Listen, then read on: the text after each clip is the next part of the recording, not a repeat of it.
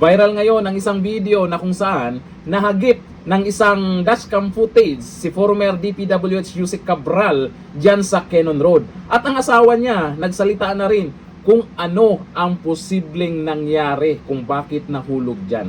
Eto, panoorin po natin muna ang video na ito na kung saan may mga nag-comment pa rin dyan at nagsasabing siya ba talaga yan? At may mga nagsabing bakit naman siya iniwan dyan ng kanyang driver sa delikadong lugar? O eto, panoorin nyo.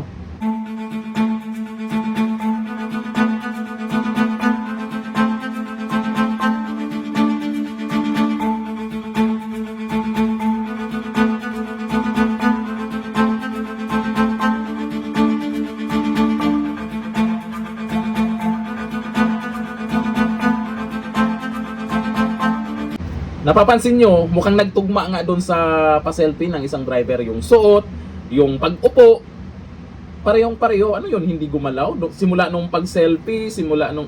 Ganun na ganun ang pwesto niya. Post po ito ng News.Matter.ph. Ang sabi po sa kanyang post, ex-DPWH Yusek Catalina Cabral nahagip sa dashcam sa Quezon Road. Nahagip sa isang dashcam footage ang dating DPWH Undersecretary na si Maria Catalina Cabral na nakaupo sa isang concrete barrier sa Quezon Road. Mukhang siya naman talaga.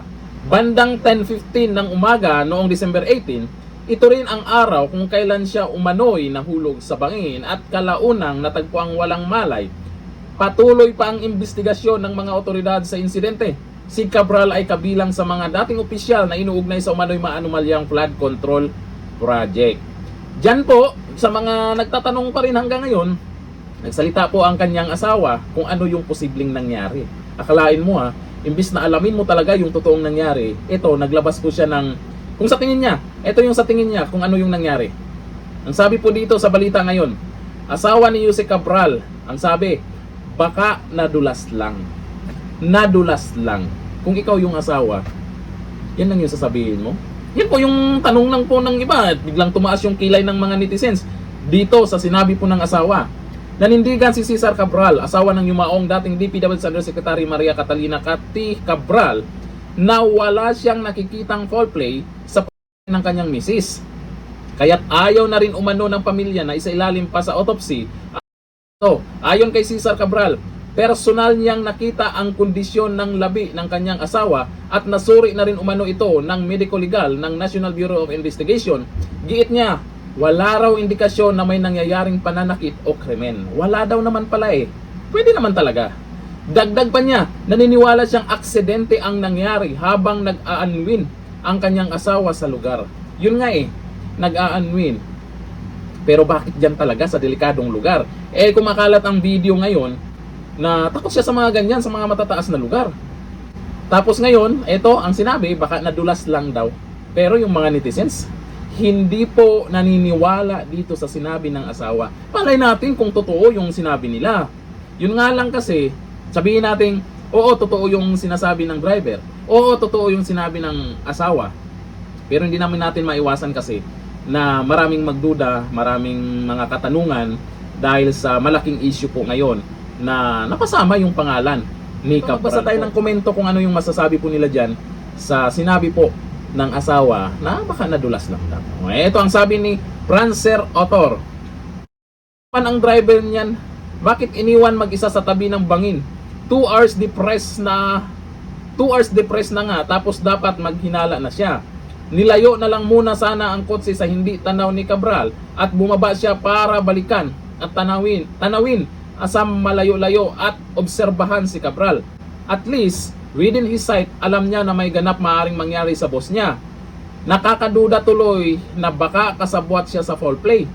Ni walang picture ang pulis ng allergy na discovery ang baka ibang ngayon, ayaw pa ipa-autopsy ng mga kaanak tapos di makita cellphone ng victim.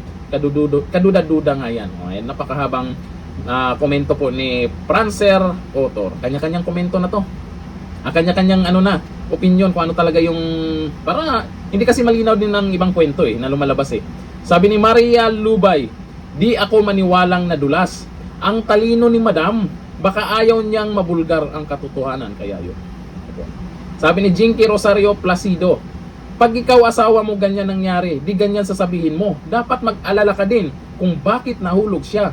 Parang nakakapagtaka tuloy na parang buhay pa si Cabral kasi di sila nagdadalamhati. Malay mo, malungkot sila. Malay mo kung may mga hindi natin nakikita sa kamera, baka pinakita lang po nila habang nag-interview dyan, nilakasan lang siguro yung loob nila para hindi masyadong ma-stress. Depende na rin naman po yan sa kanyang pamilya kung ano yung gusto nila. Siyempre, respetuhin po natin yan. Pero hindi talaga natin maiiwasan itong mga netizens na kanya-kanya ng opinion. Sabi ni Neomac, ibang klase din itong asawa, walang ganang malaman totoong mangyari sa asawa niya. Dahil dun sa sinasabi kasi, baka nadulas lang yan. Iba yung dating Iba yung dating sa mga netizens dito sa sinabi ng asawa. Dito, lahat ng nakikita ba nating kumakalat na picture at video ay totoo. Kasi, yung selfie ng driver, may mga nagdududa din doon. Yung video na to na biglang kumalat, nakuha ng dashcam, marami pa rin nagdududa kung talagang siya. Sana naman ay kung ano man yung magiging desisyon po ng pamilya, ay respetuhin na lang po natin kasi sila yung mas nakakaalam. Kung ano man yung ebidensya na hawak nila, sana maibigay nila sa mapagkatiwalaang politiko man yan. Kung politiko man yung pwedeng ibigay nila yung ebidensya, sinasabi nilang may mga record kasi bilang isang dating DPWH USEC malamang may mga record yan tungkol sa mga insertions sa mga anomalyang flood control projects. Ay sana yung pamilya po ni Jose Cabral ay gagawin nila kung ano yung tama, hindi yung may mga nagdududa din kasi hindi natin maiwasan yan.